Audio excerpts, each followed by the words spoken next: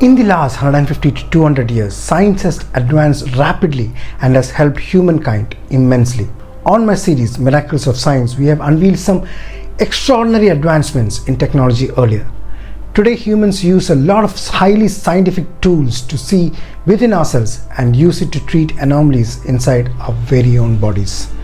X-rays, MRI, CT scan, ultrasound are some examples. But do you know how do they work? What technology drives these devices, which is proving invaluable to the detection of diseases and helps doctors understand the human anatomy better? If you are interested in knowing about these extraordinary technologies, then please stay on. We will continue to discuss the same in upcoming videos. Modern medicine uses many such technologies which it has borrowed from fields of science such as chemistry and physics. One such technology is the use of X-rays. Today we will look at the wonders of this technology which has enabled humans to see inside their own bodies. We will see the science behind it, its uses and demerits if any. One disclaimer before I begin. I'm not a medical professional, so I cannot go too deep into the intricacies of the medical side of these devices. And when the technology is put to use, there is a lot of engineering involved, so I will try and not complicate things for you. The whole idea is to explain the basic scientific principles that these machines use in its workings. The reason why I took up this topic is because a lot of people still hold a lot of misconceptions and doubts about using these technologies. This is done mainly by the alternate medicine practitioners and conspiracy theorists who try to paint a horrific picture of these technologies and instill fear in the minds of common people. My attempt is to explain why these technologies need not be feared by telling you the simple science behind its workings. Hopefully this will help clear some of the misunderstandings in this field. Please share this video in case you like the content. If you like to hear scientific content like these, please subscribe to this channel. Hi, I'm Anand and I welcome you to Pale Blue Thoughts, the channel which debunks pseudoscience and promotes scientific temper.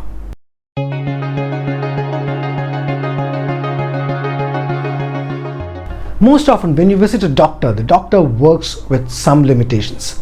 When you tell him you have a certain condition within your body, say for instance you have stomach pain or a headache, the doctor is unable to see within your body to find out the actual cause of the discomfort. He has to base the treatment based on the symptoms that you tell him.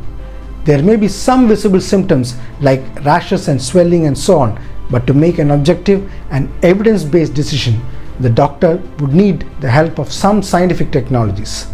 Much like the third umpire in a cricket match, the doctor can call for the use of certain technologies which has been created using the knowledge of science. If the doctor thinks your bone is broken, the doctor can use an X-ray machine. If he thinks there is some issue with your heart, he can use an ECG and so on. All these systems can be broadly classified under the umbrella term medical imaging.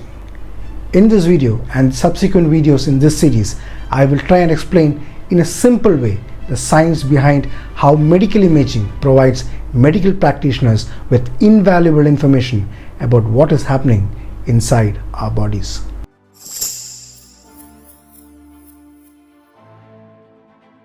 Let's start from the beginning. The first imaging technique that we discovered was the use of X-rays. X-rays were discovered by a German physicist named Wilhelm Conrad Röntgen way back in 1895. The discovery of this invisible ray is a fascinating one. It was a time when electricity was discovered and people were playing around with the newfound information. They understood that electricity behaved differently when it passed through different mediums. To further study its properties, scientists were trying to pass electricity through various things, including through vacuum. Röntgen was conducting experiments with cathode rays, which were a type of radiation produced in a vacuum tube. He noticed that when he passed an electric current through the tube, a fluorescence screen in his lab started to glow, even though it was located several feet away from the tube and was covered with black cardboard. He wanted to know the reason for this. Röntgen conducted further investigations and discovered that a new type of invisible penetrating ray was being emitted from the cathode ray tube. He called these rays X-rays because they were still unknown at that time. Remember your algebra days when you used x to suppose a value that was not known? It is the same. Röntgen observed that X-rays were able to pass through various substances including human flesh, but were blocked by denser materials like bones and metal. There is a famous photograph taken by Röntgen which is an X-ray image of the hand of his wife. That bulged out part in the image is the ring that she was wearing at that time. Since X-rays could pass through flesh but cannot penetrate bones and other denser materials, bones appear white or light grey when it falls on a photographic plate. Muscles and organs appear in shades of grey, and air and other low density materials appear black. This contrast in colors helps doctors see and distinguish between different parts of the body when looking at an X-ray image. Röntgen's discovery of X-rays was groundbreaking as it opened up a whole new field of study and had significant implications for medicine and scientific research. He published his findings in a scientific journal and presented his work to the scientific community, which quickly recognized the importance of his discovery. Röntgen's contribution earned him the first Nobel Prize in Physics in 1901. Following the discovery of X-rays, their medical applications were immediately recognized, and within months it was present in almost all hospitals. It was the first time we could see within our body without using surgical methods. X-rays revolutionized medical diagnostics by allowing physicians to visualize internal structures and detect abnormalities without invading into a body.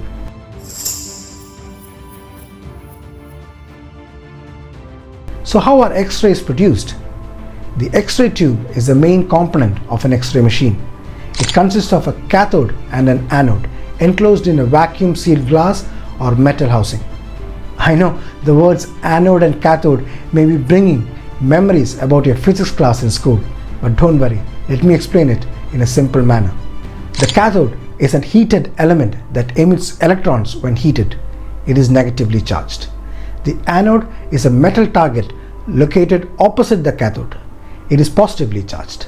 When the X-ray machine is powered on, a high voltage is applied across the cathode and the anode.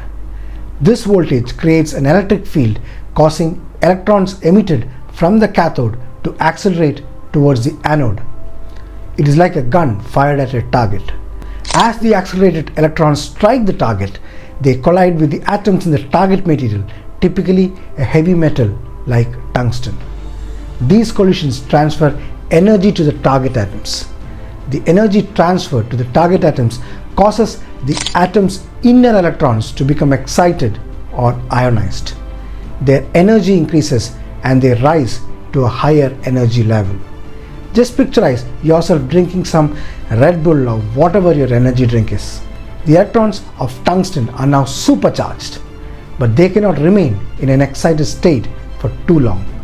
There is always a tendency to come back to the original state. When these excited electrons return to their original energy states, they release energy in the form of X-ray photons. Just the way you might have an urge to go to the loo after you had too much of your energy drink. The emitted X-ray photons pass through a collimator which helps direct the X-rays into a specific beam. This beam then interacts with the patient's body or an object being examined. X-rays that pass through the body or object are detected by an X-ray film, or in today's modern times, a digital detector. The detector captures the X-rays and produces an image based on their intensity. The captured X-ray image is processed and displayed on a screen, allowing medical professionals to analyze and interpret the internal structures of the body or the object being examined.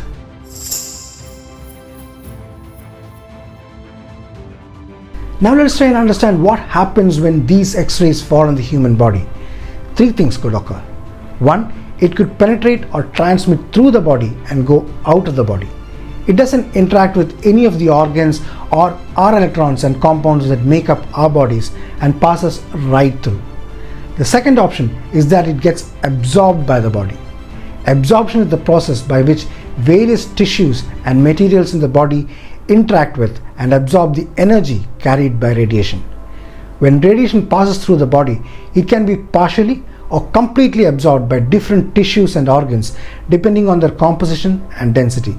The absorption of radiation in the body can have both beneficial and potentially harmful effects. Excessive absorption of radiation can be harmful, particularly when exposed to high doses or prolonged exposure. The absorbed radiation can cause damage to cells and DNA, leading to potential health risks such as radiation sickness or an increased risk of developing cancer.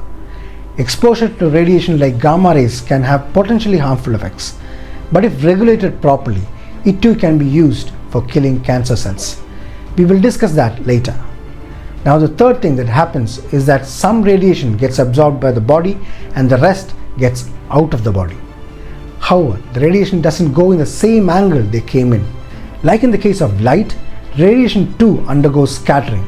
We all know light scatters when it enters a medium and leaves it, which is why the sky appears blue. The same effect happens in radiation too. So these are the three things that happen when radiation falls on our body: transmission, absorption, or scattering. Now the effect changes depending on the amount of radiation, the exposure duration, and the part of the body where it is falling.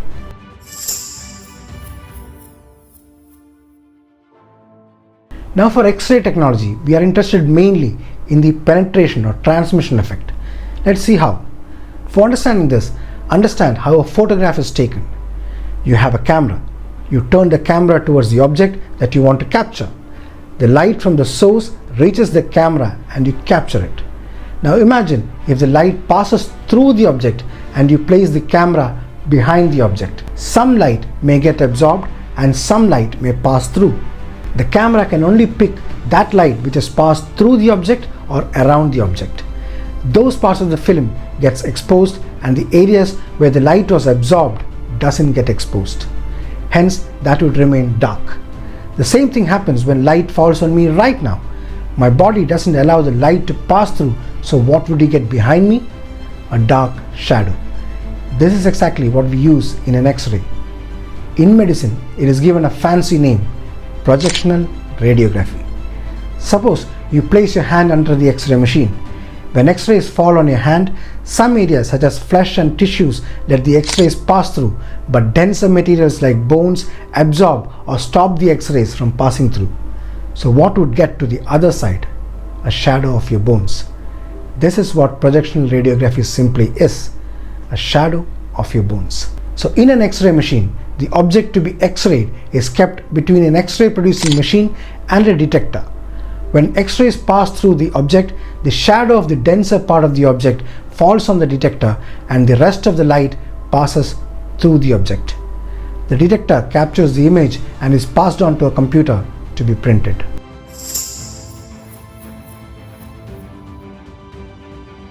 Another form of projectional radiography is called mammography. This is a specialized medical imaging technique used for breast cancer screening, detection, and diagnosis. Mammograms, the images produced through mammography, can help identify early signs of breast cancer and other breast abnormalities. A radiologist will examine the images for any abnormal findings such as masses, calcifications, or distortions that may indicate the presence of breast cancer or other tumors. Mammography is an important tool for breast cancer screening because it can detect tumors that are too small to be felt during a physical examination. Regular mammograms can help detect breast cancer at an early stage when it is more treatable.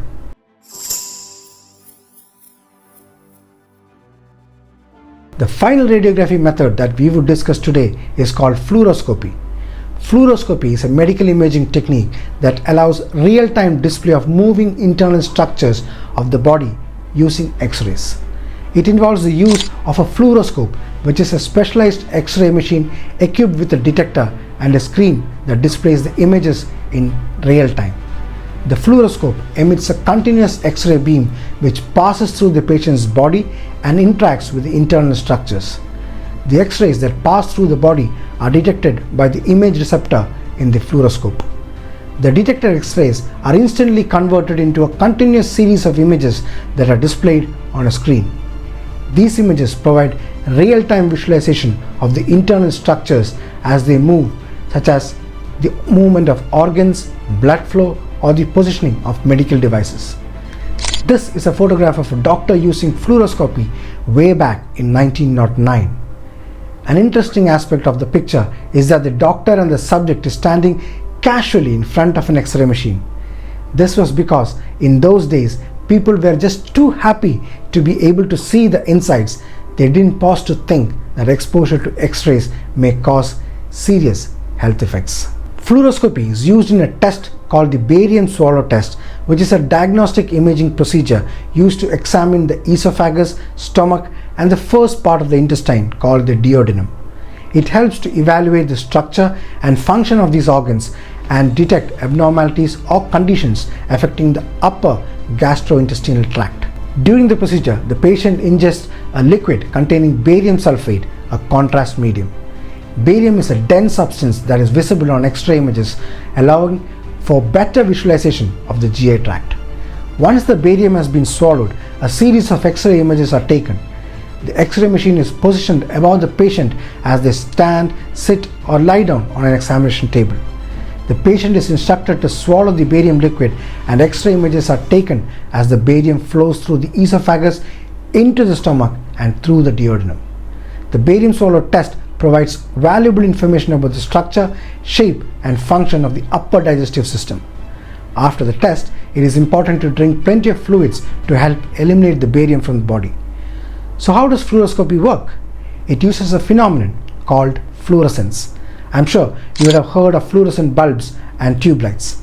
They too work on the same principle. Fluorescence is a phenomenon in which a substance absorbs light at a specific wavelength and re-emits light at a longer wavelength. When a substance is exposed to certain wavelengths of light, it absorbs the energy from the incoming photons and then quickly releases that as visible light of a different color. This emitted light is called fluorescence. A fluorescent lamp consists of a long, narrow glass tube that is coated on the inside with a phosphorus material. The tube is filled with a small amount of mercury vapor and an inert gas, typically argon. When an electric current is applied to the lamp, it passes through the electrodes at each end of the tube, creating an electric field. This electric field ionizes or excites the gas within the tube. The ionization of the gas causes the mercury vapor to become electrically charged and emit ultraviolet light. The ultraviolet light is invisible to the human eye. The interior of the tube is coated with a layer of fluorescent material which absorbs the UV light emitted by the mercury vapor. The fluorescent material then re-emits the absorbed UV light as visible light, usually in the form of white light. The emitted visible light passes through the glass tube, providing illumination. The same technology is used in fluoroscopy as well.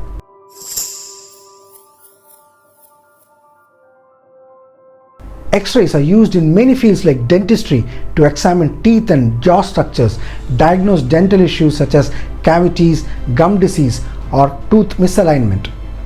In cancer treatment, high-energy X-rays or gamma rays are used to target and destroy cancer cells.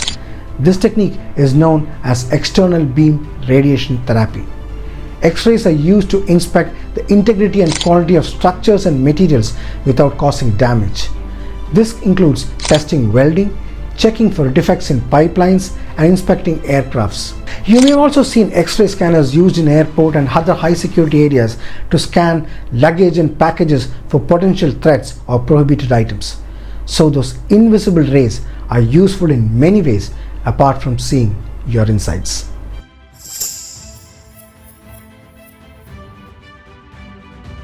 So I hope you understood some of the usefulness of using X-rays. However, everything comes with a price. Even though X-rays are useful, they are part of the electromagnetic spectrum which are ionizing in nature. Ionizing radiation refers to any type of radiation that has enough energy to remove tightly bound electrons from atoms, thus ionizing the atoms and forming ions. When X-rays interact with atoms in the body, they can cause ionization by knocking electrons out of their orbits, resulting in the formation of positively charged ions and free electrons. This ionization process can have biological effects and potentially damage cells and DNA. The same ionizing properties of X-rays that make them useful in medical imaging can also cause harmful effects. Thanks to the latest technologies available to us, we can most certainly minimize the harmful effects that X-rays can cause.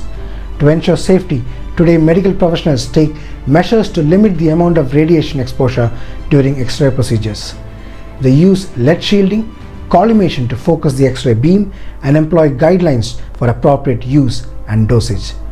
Today we use very low intensity X-rays since we have superior detectors that are available that can even catch the lightest of intensities.